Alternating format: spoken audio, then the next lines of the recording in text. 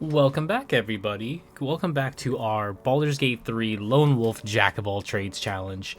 Definitely something I've been enjoying and wanting to do for a long time, so thank you for sticking with me, and here we are in Act 2.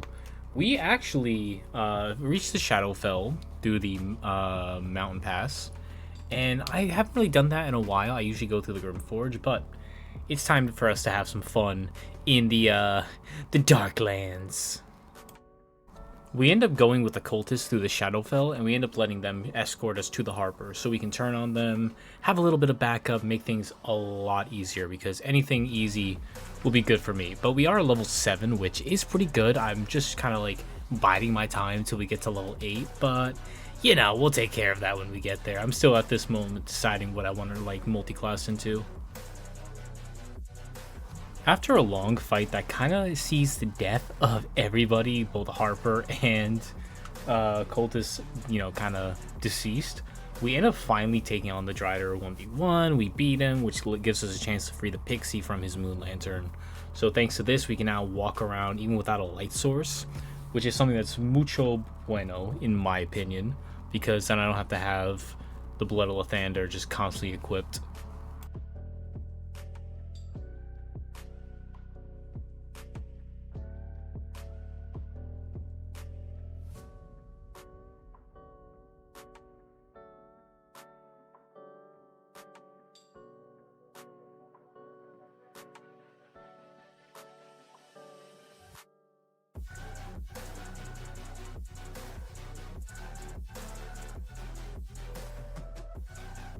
Eventually, after walking perilously through the darkness, we do find our way to the Last Light Inn, which is a good little hub in my opinion. Like, this is a very like iconic location for me in this game, especially in Act 2.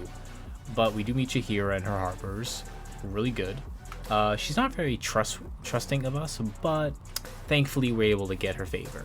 But this does give us a chance to meet Isabel, who, even though we already have the Pixie, it is good to get her blessing. I think I might accidentally choose the wrong option here, and I think I end up turning it down, but still, it's good to have.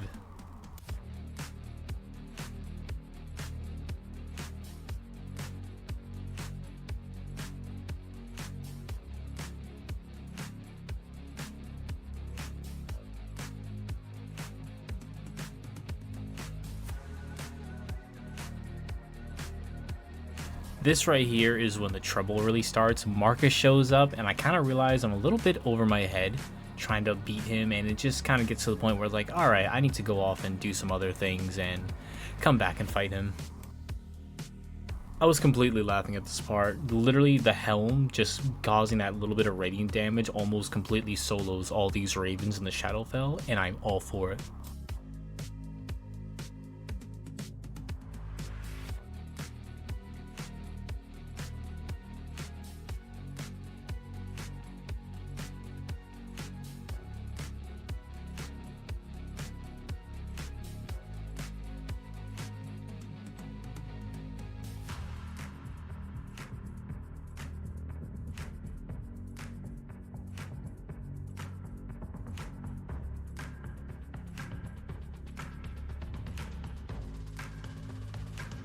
We then meet He Who Was, who has a little bit of some kind of weird fantasy mission he has for us, where he wants us to just, torture a soul for him. I kind of like tell him I'll think about it, but then we try to go to sleep, and our little butler talks to us, and I'm a little creeped out. I can't even lie.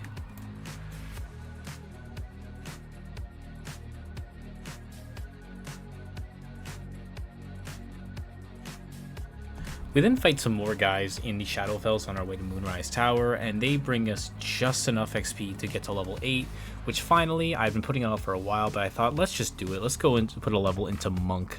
That'll be pretty helpful, especially with that extra kick we can do when we're in combat for our bonus action, especially since we have all of our lifted powers at this point. I then decided to check out the Masons Guild, thinking, oh yeah, we'll just take out some wraiths, we'll take out all these spooky ghosts, and honestly, would you believe me if I told you I was in over my head? Yeah, you probably would believe me if I told you I was in over my head, because these guys pack a punch, and I won't even lie, it got very close way too quickly.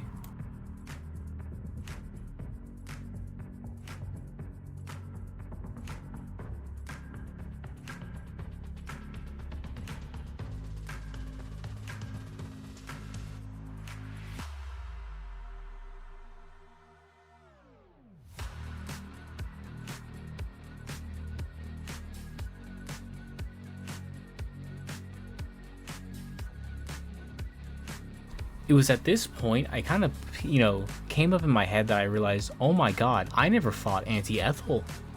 So we end up going back to Act 1 just to kind of fight her. I didn't, de-level or reload an old save. I just kind of went there as I was. Decided, you know what? Who better to kick her butt than me?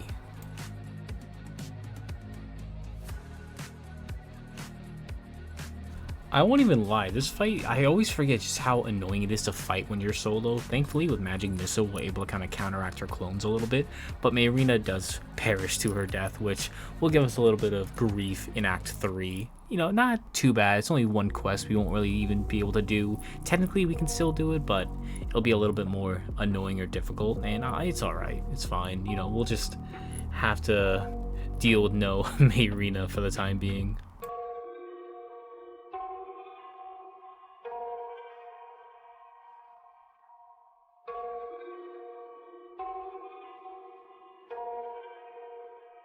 Unfortunately, all of our stats are completely even, like all even numbers, so whatever we put the Hag's Hair into, it's not going to make a difference. I end up putting it into Charisma, I believe, just for that 17, because it looks nice, But Auntie Ethel, for the time being, has been dealt with, which gives us the courage to go back to Act 2 and fight Ketheric Thorm's very overweight family member. And when you guys know who I mean when I say overweight, right? Because I know who I mean. Fortunately, we are able to outdrink him and Irish him. I can say that I'm Irish, and he's just not really a problem. Most of our dialogue checks were fine. But one fight that I completely forgot and thought would be a lot easier than it ended up being was Miss I Like Gold over in the Toll House, because she kicks my ass multiple times. I had to keep save scumming. I had to keep trying all these different strategies, fireballing, just throwing grenades, oh my god, this woman was such a difficult time for me. I actually I remember one of my streams, I almost just got up and walked away, but no, I put up with it and we dealt with him.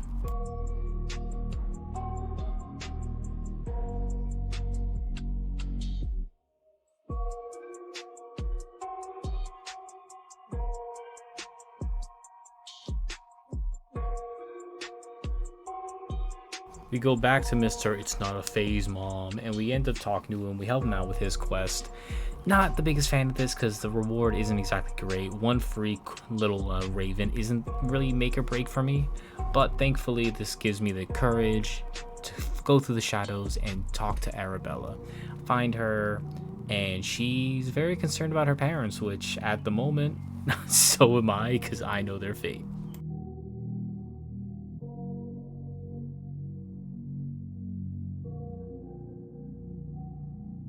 Another fight that takes usually a lot longer than I always think it's going to is the Sharans here in the House of Healing. I just always forget how long this fight is, because he just keeps reviving the nurses, the sisters. But dude, just go down, just please. Come on, bro, be nice to me. So I end up going underground to get the Shar altars to boost my intelligence, my charisma, and my wisdom. Honestly, something we're really gonna need, because I don't plan on long resting until after the Myrkul fight, and this +5 to my charisma is really gonna help. Silly Billy me though, I did not keep in any of the or record any of the Balthazar stuff. He's dead at this point, but that's just me. That's on me. I ended up doing the whole thing where you unlock the door, all the Sharans fight Balthazar, and then you go and you join in at the very end. Yeah, no, so that's on me. But he's dead, so we end up talking to Yurgir, convince him to kill his soldiers, and then I have to 1v1 him, which is a whole nother bowl of baskets, or however the saying goes. Is it weird that I did not find Yurgir a problem at all to fight?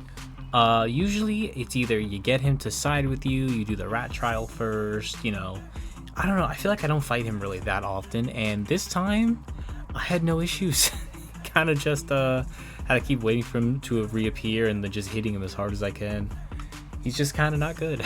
But I ended up going because I thought I really want the XP, and I do like the fight, so I ended up going after the rats, which is a lot easier but a lot more annoying than I thought it would be for two different reasons. It's easy because the helm I have does the 1d4 damage, possibly if an enemy misses, which ends up killing probably like 50 to 70% of the rats. The only problem is once the Sharon respawns, we had a little bit of an issue where he kept blinking in and out of existence and he wouldn't go for his turns. But eventually he does fix himself after enough reloads and we're able to take him out. So I was appreciative of the game giving me that at least.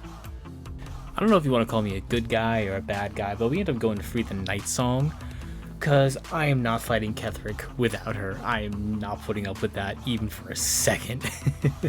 But we free her, and then we decide, I think it's time to take out Isabel because honestly, I want the Slayer form. Do you want the Slayer form? Because I want the Slayer form, which turns out I end up not liking. I end up just not being happy with it. But it is good that I end up getting it because it gives us an extra option in case anything like a need arrives or we need to just do a little bit of extra damage. Heading back to Moonrise Towers, we end up meeting up with Jaheira and her Harpers, which is both a good thing and a bad thing. Good thing is they help us win the fight. Bad thing is I am the only survivor, so there isn't exactly a future for Jaheira in this series, but I can be at least thankful for her help.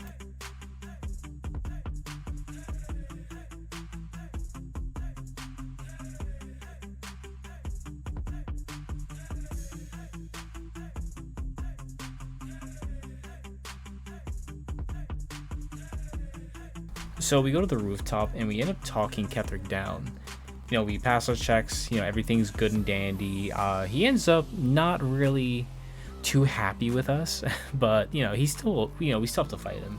But it makes things much easier because now we'll just have to talk to him again and we'll be able to skip straight to Myrkul, which I'm thankful for because I have a strategy on how to beat him very easy. But, you know, that's a little surprise.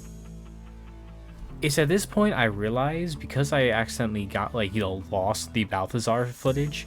I don't have any of the footage of me hitting level 9, but we did choose Cleric at level 9. That was a while ago. But this gives us, you know, just what we need to kind of get through the Nether Brain, which brings us very close to level 10. After taking on this giant horde of undead who just never seem to stay down because of that Death Shepherd in the back, we end up hitting level 10, which I end up choosing Ranger.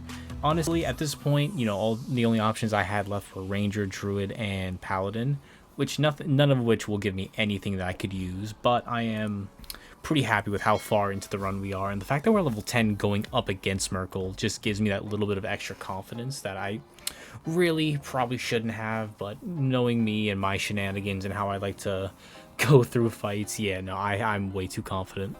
So here it is, Myrkul and Ketheric. So the whole reason they discovered me was because I used my action to help free the Night Song, you know, Dame Aelin, and he ends up, you know, talking to us, decides to fall down, and then Mr. Big Bad Bone Man shows up, you know, the real Bone Daddy. And I kind of just, I have a little surprise for him, but I do lose my action, so I kind of have to wait till my second turn to do this little wombo combo on him. Here it is, ladies and gentlemen, boys and girls, how we take on Myrkul and we one-shot him. Technically, it's a one-shot if you want to call it that. If you want to say it's a multi-shot, you know, you can also say that as well. But Myrkul goes down. We end up taking all the Nautiloid tanks and all the grenades and alchemist fires and all on us, and we just drop it all in front of them, blow it up, and we're good to go. We have one-shotted Myrkul, and I am technically only one level in every level, and you know what? I'm confident with that. I'm happy with that, you know? It could be so much worse, but it could be so much better. But we have it so much better than other players, you know? We are confident with our abilities because we are happy, you know?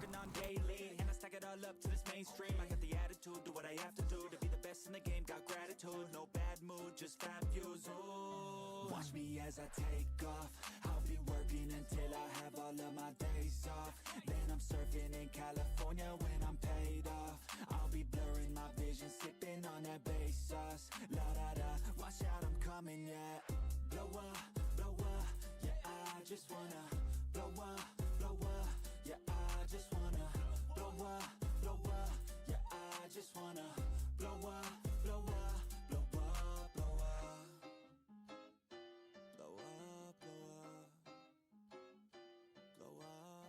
It was at this point I finally took my long rest, so we actually got our reward from our father by our butler.